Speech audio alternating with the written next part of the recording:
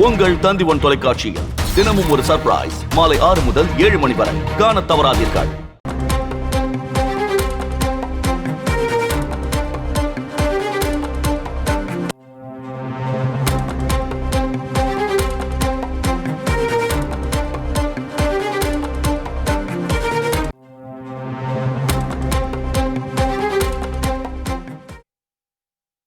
கடந்த சில நாட்களுக்கு முன்புதான் தமிழகத்தில் பல்வேறு IAS அதிகாரிகளும் பணியிட மாற்றம் செய்யப்பட்ட நிலையில் தற்பொழுது 17 IPS அதிகாரிகளை பணியிட மாற்றம் செய்து தமிழக அரசு உத்தரவு பிறப்பித்திருக்கிறது.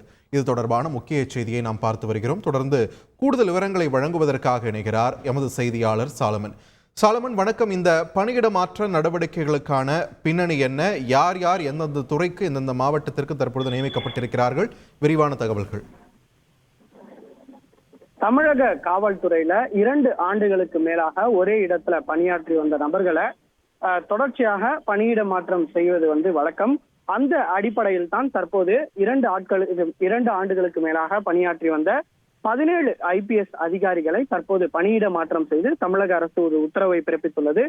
குறிப்பாக கடந்த சில நாட்களுக்கு முன்னதாக தமிழக காவலர் வீட்டு வசதி வாரிய DGP-யாக இருந்த AK விஸ்வநாதன் ஓய்வு பெற்றுள்ள நிலையில அவரது பொறுப்புல தற்போது சிலை கடத்தல் தடுப்பு பிரிவு DGP-யாக இருந்த சைலேஷ்குமார் யாதவ் தற்போது DGP-யாக அந்த பொறுப்பிற்கு பணியமர்த்தப்பட்டுள்ளார்.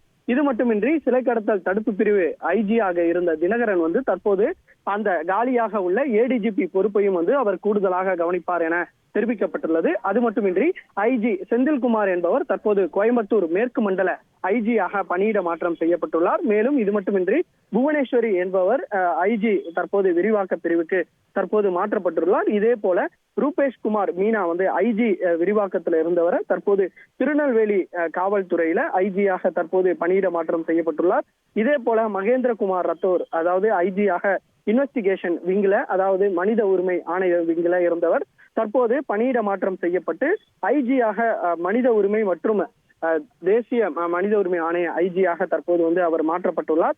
சாமுண்டீஸ்வரி IG-யாக இருந்த சோசியல் ஜஸ்டிஸ் மற்றும் ஹியூமன் ரைட்ஸ்ல IG-யாக இருந்தவர் தற்போது IG-யாக ஜெனரல் சர்வீஸ்க்கு அவர் மாற்றப்பட்டுள்ளார். இதே போல முக்கியமாக பார்க்கக்கூடிய நபரான செந்தில்குமாரி அடிஷனல் கமிஷனராக இருந்தவர் சென்னையில மத்திய குற்றப்பிரிவு IG-யாக இருந்த செந்தில்குமார் தற்போது பணியிட மாற்றம் செய்யப்பட்டு IG-யாக குற்றப்பிரிவு IG-யாக தற்போது பணியிட மாற்றம் செய்யப்பட்டுள்ளார்.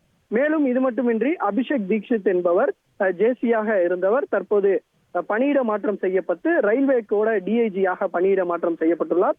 இதே போல மொத்தம் 17 IPS அதிகாரிகள் இந்த பணியிட மாற்றத்திற்கு உள்ளாக்கியுள்ளனர். மேலும் பலருக்கு பணி ஒதுக்கீடும் செய்யப்பட்டுள்ளது குறிப்பிடத்தக்கது.